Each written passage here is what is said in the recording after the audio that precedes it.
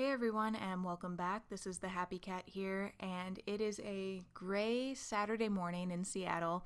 It's actually kind of nice because the sun's behind the clouds, so there's this sort of soft gray light. I don't know, Seattle's weather I think is pretty nice. It's not as rainy as people think, and it's really beautiful with all the trees and mountains. And yeah, so this morning I've been having a lot of different thoughts in the past few weeks, and I thought I'd record them. And I actually want to record more on this channel because, first of all, the longer I go without recording, the worse the anticipation of recording is. It's kind of like I'm very introverted, so if I have to meet with someone or make a phone call or even do a stream, the moments before, like, I hate the anticipation. If you tell me I have a phone call next Thursday, I'll just be feeling this sort of tiny ball of dread until I pick up the phone, and then it's totally fine once I'm actually talking to the person. So I think I have that same anticipation with recording, like the moment that I have to turn it on and start talking. I don't know, it's the same thing as having a phone call. So I want to record more so I don't lose that momentum and I don't get like scared of the microphone, so to speak. And because I figure instead of having gameplay streams, gameplay channel, what have you, to, have additional content, like things that I would not post on my main channel, just sort of thoughts and opinions I've been having that I'd really like to talk about with this kind of community. I thought, why not talk about what I'm reading lately or what kind of films I've been watching, things that like are inspiring different thoughts. And so in my A-star video, I finished 1984 a few weeks ago around the time that I posted that video, and that's been giving me like the most thought. Like, I thought that book, first of all, I feel like a lot of people draw a totally different conclusion than I did, or the parts that I picked out that stuck with me are different than what I find, than what I hear a lot of people get from it. I guess it's just different, and it's just like, I don't know. I just thought it was a really profound and interesting book. And I've also been trying to read more in general, like really trying to film like every ounce of my time, every little bit of my time with something that's meaningful. So I've been trying to read more and read good books. If I start reading and it's trash, then I'll stop because I feel like there's also this idea that somehow reading is always better than watching movies or watching TV or playing a game, and I don't think that's true. But I do think that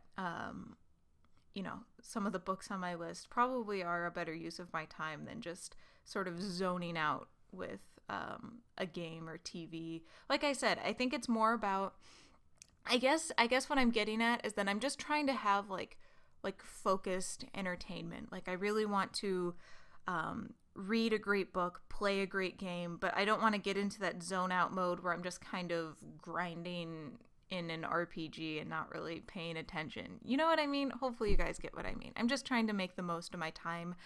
And then the other thing was more inspired since the time I was reading 1984. And I think one of the most profound moments in that book was when the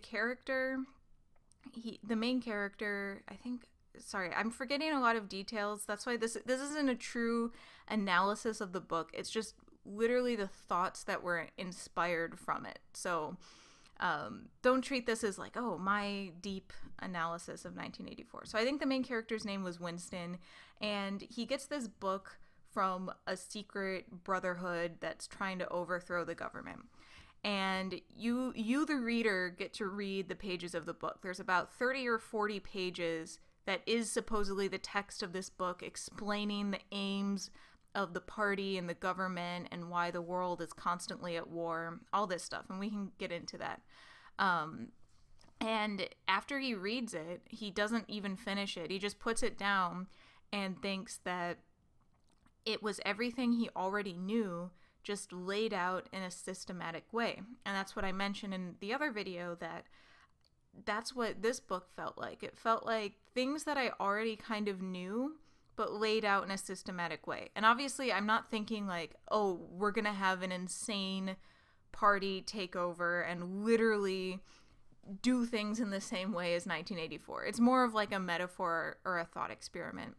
And one of the major thoughts that I think just kind of organized for me in that moment.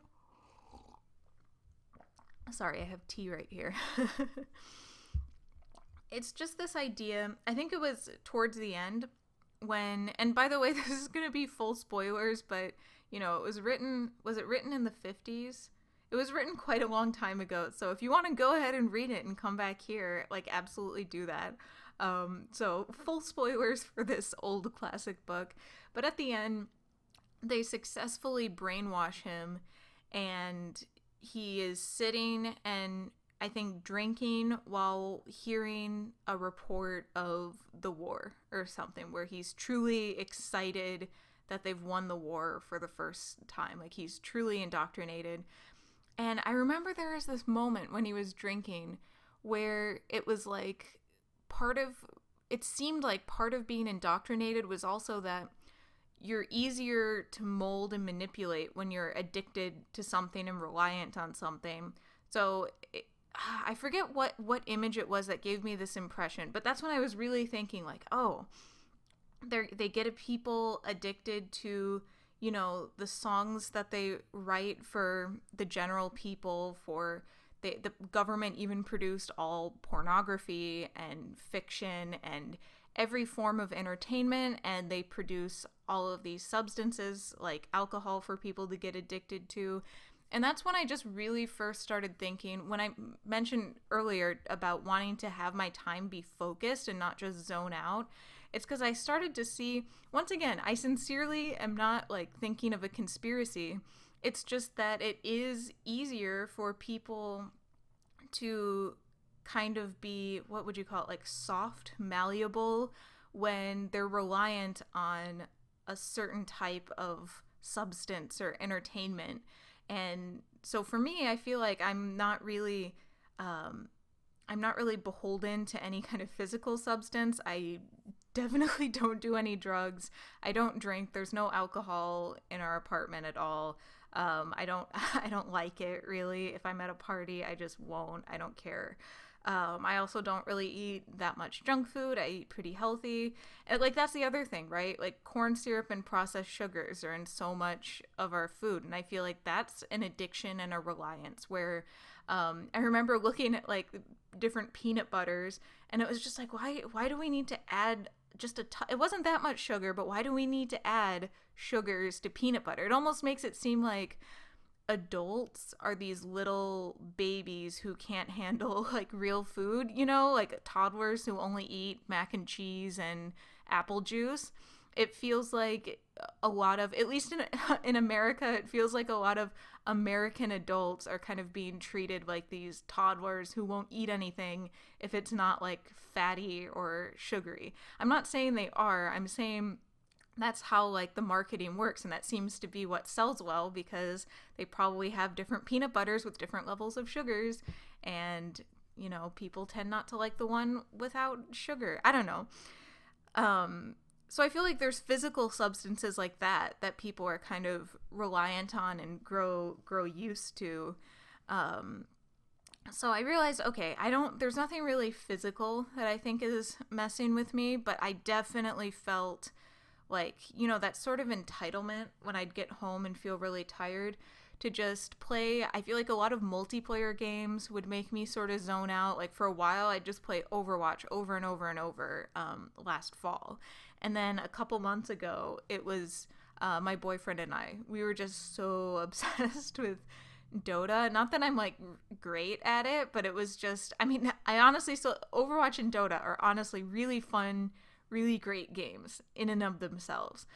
But they're also the type of games that you can just get so like engrossed in. And once again, I'm not saying there's this conspiracy with Valve and Blizzard to indoctrinate the masses. That's where I think it's just, corporations are almost like they're these neutral entities, really. They're just like animals and organisms that have certain behaviors to ensure their survival. That was the thing that started changing my thinking about how some of this worked. It's not even like with the sugars, for example. It's not even like it's people's fault necessarily for having that taste. I mean, obviously you can always choose differently, but it's also not the company's fault for outputting that stuff with sugar if that's what's actually selling. That's just what happens to be people's preference because, the human body naturally likes sugars. I mean, you can choose a different one because like one is healthier than the other. But it's just the business knowing what makes money, and then it's people just responding to their own instincts. So in both ways, it's just two organisms with their natural behaviors. Does that make sense? Like a corporation doing charity work, a lot of times that's just because it's good PR and because they can get tax write-offs. It takes kind of this extra mental effort on behalf of the organism of the corporation to truly do charity work that would cut into the profit. That would take, like a CEO and board of directors who are all on some same human page where they're willing to slightly undermine the survivability of their animal, of the corporation, for a different purpose than profit. Because that's really, I guess, a corporation, its survivability, instead of, drinking water, eating food and all that, it survives off of profit and it grows larger and larger. And I'm just seeing, hopefully you guys are getting what I mean. I don't sound crazy. It's just, there's so many parallels between that and, regular human life. And when I looked at it like that, it was a lot easier to see things kind of neutrally. Like even being a part of a large company, you see that when, how sometimes there are decisions and you think like, oh, they're just trying to gouge us for as much money as possible. And, sometimes those tactics don't work because you're kind of alienating and annoying people. So you think that you're strategizing to get profit, but you're actually kind of losing your customer base. But sometimes those decisions are honestly just the result of a lot of individual people who are kind of the cells of the system. Like each employee is sort of one cell and different teams are kind of different organs of this animal.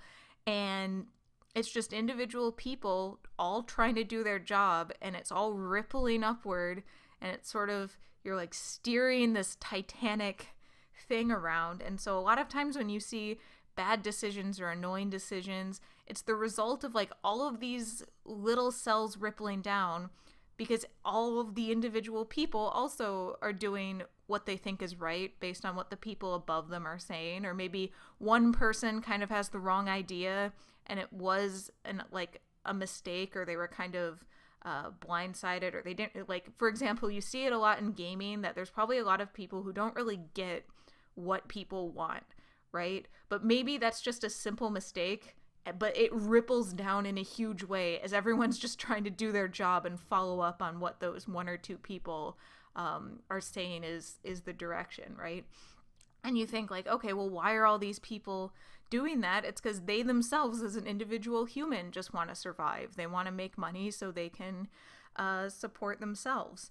And that's actually something I was thinking about because I had, in college, I had started an organization, and it was kind of just the goal basically was to unite people of different groups. I know that sounds very vague. At first, it was to get international students and domestic students from the US like talking to each other, because you'd always see people, sort of naturally go off into different groups from their own countries, which makes sense because that's the most comfortable. But there was never really a socially acceptable time within classes or whatever to explicitly say, hey, let's actually talk and make different friends, But then it turned into different things, like, for example, getting engineering students and art students to talk to each other, just things like that. So that was my organization. And, we worked really hard to put on events and workshops and stuff. And with really busy college schedules and this kind of thing, it's not that it's bad for your resume, but it's not like this prestigious, like, oh, I was a part of this consulting group, or I was in this engineering organization. Like, I think a lot of people at my school were definitely hungry for those kind of things to put on your resume, those kind of extracurriculars. And this was definitely more of a social service to the campus. So you're pretty much volunteering precious time because there's tons of schoolwork, exams. Maybe you have your own social groups. You have your consulting, business, engineering type extracurricular. You're trying to, or maybe like a side project to look good to companies to get jobs. And then there's this, which was definitely just in your free time. And I would always think, what motivates people to show up? Because I remember being really frank with people, like, if you just don't want to go to a meeting, you don't have to pretend you're sick. Because that's what I'd get a lot. I'm very cynical when people tell me, oh, I'm sick, or oh, I have an excuse, blah, blah, blah. Anytime someone told me they were sick, sometimes I totally believe them and I knew they were. Sometimes I just get so cynical when I see that and I'm like, you're not sick. You just don't want to go because, I don't know, you need to do homework or you're just tired. And that's what I tell people. Like, just, if you don't want to go, just say, hey, I don't want to go because I'm tired, or I don't want to go because it's boring, because I'd like to change the meeting if it's boring. You know what I mean? And I kind of knew no one would actually take me up on that. And it's crazy because after 3 years, no one ever was just honest and said, I don't want to go because I'm tired or because it's boring or whatever. No one ever actually took me up on that. I would have taken myself up on that, to be honest, but maybe that's just kind of who I am. In any case, this is all a very big I'm getting sidetracked. Basically, I was thinking, what motivates people to show up to something? Especially something like this that is so extra and takes so much effort to, get up. And Illinois was super cold almost the whole year. Get up, get out in the winter cold, walk all the way to the building where we met, and do stuff out of your kind of precious free time. And I found at first people did things out of just their friends being there. If there was like groups of friends that were in this organization, and as long as they could see their friends, or if they knew they were letting down their friends, they would come. The second, and this was by far the most rare, was because they actually cared about the cause and really wanted to do something, in this case to like include more people. And then the last one, which was by far the most effective, was fear. People who wanted to do it to pad out their resume or have any leadership position in a group. They wanted to like run for the different office positions. They wanted to put down on their resume that they facilitated an event, something like that. I found that was by far the biggest motivator to get people to do things, was the promise of any kind of resume boosting activity, like I mentioned before. And this isn't what I'd classify as the typical resume boosting activities, but the various like kind of leadership opportunities to stand out, were I think what drew the people who didn't fit into the other categories, which isn't exactly a good thing, but I would just say that's the reality, and that's what you kind of have to play to if you wanted to get things done. And that's where I'm seeing that's why they would, people would join the business and engineering organizations. It's out of like kind of a fear that they want to have this edge and they want to get a good job, and you're afraid that you're not going to have a certain quality of life. All of these, honestly, fears. And of course, there were definitely people who were super passionate about engineering, but usually they weren't trying to like get this edge. They were just interested in, making cool stuff and not really caring if it, succeeded. And usually those projects did succeed because there was such a lack of, pressure and craziness. But that's where I'm seeing, once again, back to corporations, companies, we kind of are training to be the cells of these animals, right? And people are still working so hard at these places, to me, primarily out of fear. And I'm not saying everyone, I'm saying just a lot of people, like the majority, are kind of working out of this, like, I'm not in love with this place, but I'm afraid of what would happen if I did not have this stability or this livelihood. And or it's fear of like, I need to get this promotion, or something like that. And I think if you're truly in love with what you're doing, obviously I'm not saying you can never think about money or promotions or anything like that. But I think if you're truly kind of in love with it and feeling just empowered by the process, then that stuff kind of follows naturally, and you might have it in the back of your head, but it's not your motivator. And I guess I'm just seeing for a lot of people, it is the primary motivator. And I think if I really had to go all the way to the root of where that motivation is, that's just what I think. I think it's fear. I think sometimes ambition and drive and motivation, the root is really being afraid. Like even just being afraid of not being good enough, being afraid of getting, passed by your peers, being afraid of never amounting to anything or being forgotten, fear of death.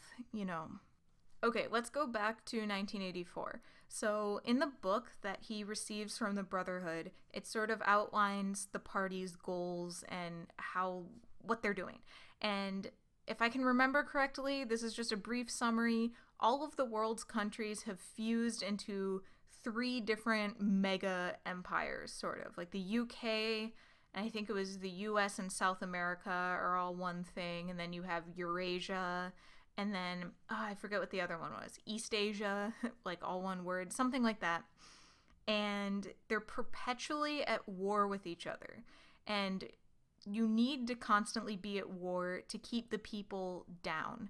And it describes the idea of like you have the people at the bottom, the low, and they're just struggling for survivability and they're hoping for the middle. And then the middle are just looking to get to the high class. They're trying to break into that sort of, like most of their survival needs are met, but they're trying to break into this upper echelon. And then the high,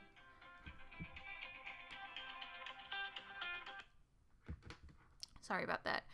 The high are just in the interests of defending their position. They want to keep where they're at, and they're enjoying being above everyone else and controlling things. And that's where in this world you have the people who are impossibly poor, with horrible living conditions and food, and then the people at the very top, they're drinking real wine, they're eating real food, none of the rationed kind of gross stuff that everyone else has to eat.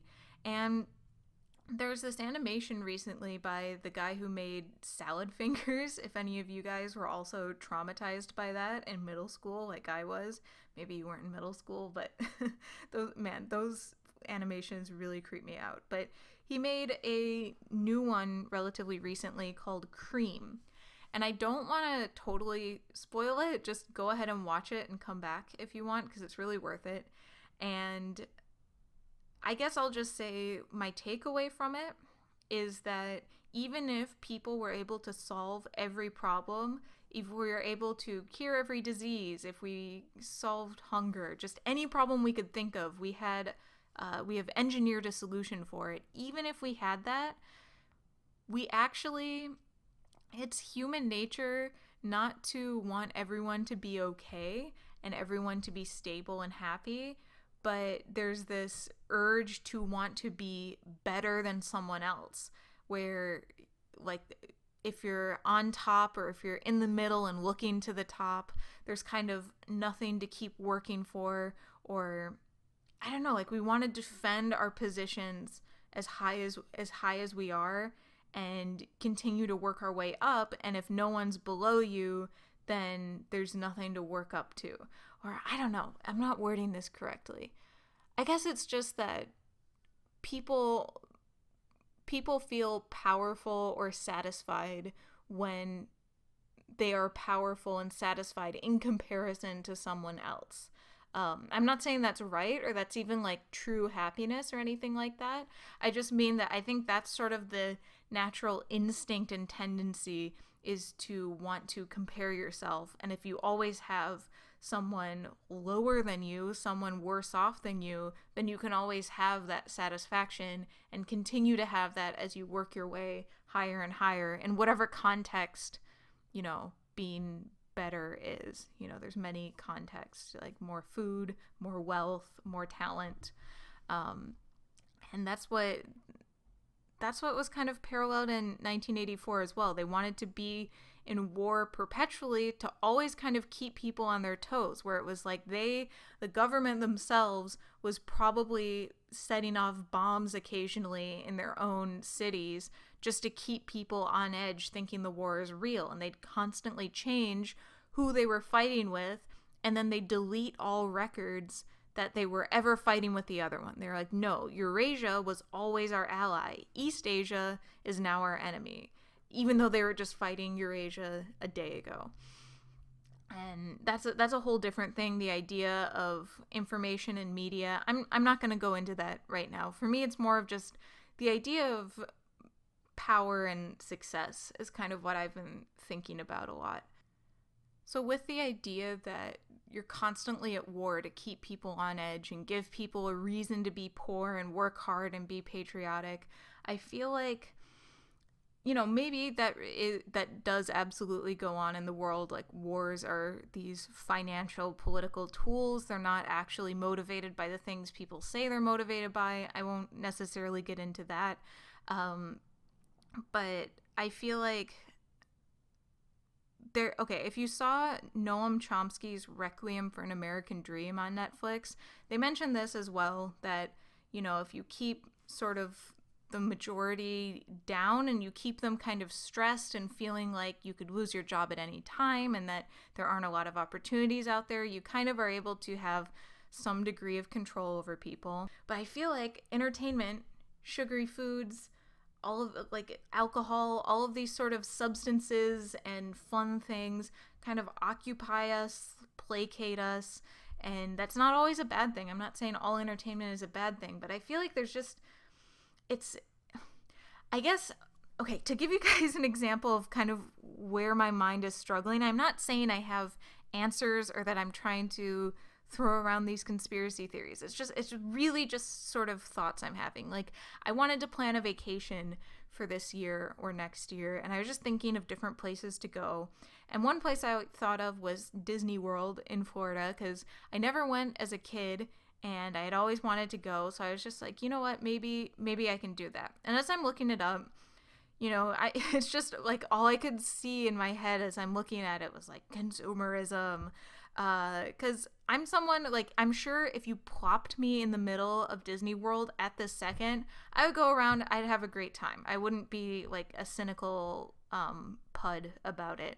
But planning it and looking at it, it's like, wow, this is really expensive and overpriced, and, you know, it's $12 for a hot dog and $3 for a water bottle, like all that kind of stuff. And now, like, you know, you have to pay to take a picture with the characters, and you know, Animal Kingdom, is it really right to have all of these animals from Africa just kind of in this enclosure in Florida to be gawked at by random screaming asshole people all day? And I know apparently the Animal Kingdom is actually one of the best kept zoo type things in America, but still, I kind of have, I feel weird about zoos in any case. But it just felt like all of these little things where as someone planning the trip who's not actually there, I can't help but think, oh, I'm just kind of, like, it feels like this money is kind of lining the pockets of people at the source who are running Disney World. It's just kind of something to occupy me. It's nothing that's super important. Maybe I'll have some real fun, but I think I would have fun because I'd go with my boyfriend and we always have fun. And, you know, I don't even know if we would need Disney World to make those same kind of memories. I think it's also that, like, when I see a ride, it's like, oh, there's the smoke machine, those are the lights, this is how it works. You see the characters and you're like, okay, you're a college student, probably a theater major who worked really hard to get into, because it is pretty hard to get to be a Disney character, I guess. But I'm just thinking, okay, you're probably like a college kid, you know, a little bit younger than me, and is it weird for me to like take a picture with you? It isn't. Like I said, if I was in the middle of Disney World right now, I'd probably have a great time. But just as I'm thinking about it, it's just like it feels so expensive to go to a fake place, if that makes sense. But that's true with so many things, and that's why I'm saying like I don't like it. It would be hypocritical for me then to say that I like video games, because there's a lot of ways that video games are really overpriced premium forms of entertainment where, you know, I've spent so much money on games that really don't matter in the same way, but I still really enjoy them and have a lot of fun with even, you know, games that are not at all intellectually stimulating or that do not have an amazing plot or anything like that. I still have a lot of fun with them. But I'm also just trying to recognize more that, okay, if I'm going to pick my poison and my poison is video games, I don't want to like let it actually poison me. I want to I need to be discerning about how I use my time. And even if I have free time, you know, you just realize how limited your time on Earth is, and that like I guess I'm just feeling how precious each minute is and how much I really can do, and how everything really is just a series of choices to get you to a better place. And so if I spend way too much time each evening just kind of lazing around and zoning out, then that's just wasted time on Earth while I'm still like in my prime, and while I'm still able to be really energetic and, you know, use that time each day to build new habits and things like that. So once again, like I said, like way earlier, I'm still really struggling with these kind of questions, like how much should I work and how much is being a little bit nutty. How should I spend the hours of my day? What kind of entertainment is worthwhile, and what's just something being sold to me? I think another example is kind of like Marvel movies. Like I feel like that's sort of the definition. These like Marvel and DC cinematic universes. Every time I go to a Marvel movie, and once again, I'm really not trying to hate, it's just really my opinion. Every time I go, I feel like I'm being sold merch and video games and a brand, if I'm honest. I enjoyed Wonder Woman, to be honest. That was probably not just because she was a girl, but honestly, I enjoyed that more than some of the other movies. But for example, like Doctor Strange, I love the concept. I love Benedict Cumberbatch, but I feel like that was a movie that could have gone to such interesting places, and it kind of didn't. It kind of just ended up bland, and that was my problem with a lot of Marvel movies. It feels like pop music of movies, just these things that you can get people to definitely buy movie tickets for. The reviews will always be positive enough that people will go. People will always like it enough that they'll be like, yeah, you should watch it. You know, like it just is this never-ending cycle of vanilla entertainment. There's nothing, I'm not going to like bash them or say, oh, this is the worst thing ever. But personally, it's the definition of the kind of entertainment that's produced specifically to sell to a lot of people and sell a brand. To summarize and consolidate everything, I know this has been pretty rambly. I guess first, corporations, companies, I'm viewing them much more neutrally, just as these sort of animals to be aware of and be defensive about, not necessarily to hate or find evil, but recognize that economics is this weird, invisible force, kind of like physics, kind of like gravity and chemistry. There's the invisible hand of economics that sort of moves things in a certain direction and takes advantage of people's instincts. So I'm trying to be really aware of my instinct to, you know, like sugary food, to like to feel a certain way, to like the like reward systems in video games. I'm trying to be aware of those things and see where it's just fun and I need to stop thinking too much, and where you know, I really can improve and be better. So that's one thing. Companies are just these big animals trying to survive and grow. And then I guess also as a cell of a bigger company, even as a YouTuber, the YouTubers are all the little, you know, kind of the army of ants that makes up the hive mind of YouTube. even as a cell, I would say I'm doing really well. I'm sort of at the, like, at a higher end of where most cells are, and I'm so ridiculously grateful for my life and everything.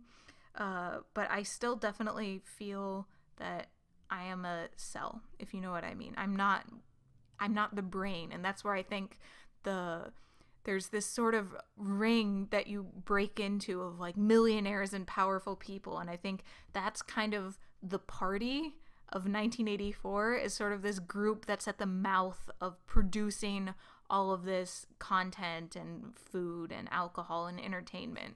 And I feel like I'm definitely nowhere near that kind of ring of influence or power, even though I am probably, if I were a cell in the human body, I'd probably be, like a lung, something good and respectable. And then I guess, yeah, I guess that's really it. Just being really aware of how systems of power are functioning, where I am in that system, and where it's easy for that system to kind of take advantage of me, even in like a mental and emotional sense. And I guess lastly, my big unanswered question is prioritizing my projects and my time in a way that I feel good and that I'm constantly improving. So if you see me take a long time between recordings and you don't see me release content on YouTube super, super frequently, this is why. It's because I'm staring off into space with wide eyes, thinking about the conspiracies of the world. No, not really. It's really just that I'm trying to figure things out. So I hope you guys are all doing well. The next couple, but I finished a couple books since 1984. I read Hillbilly Elegy, and I also read The Subtle Art of Learning to Not Give a Fuck, which I thought was a really cheesy title, and it would be a weird self-help book, but I actually like it. I like what it has to say.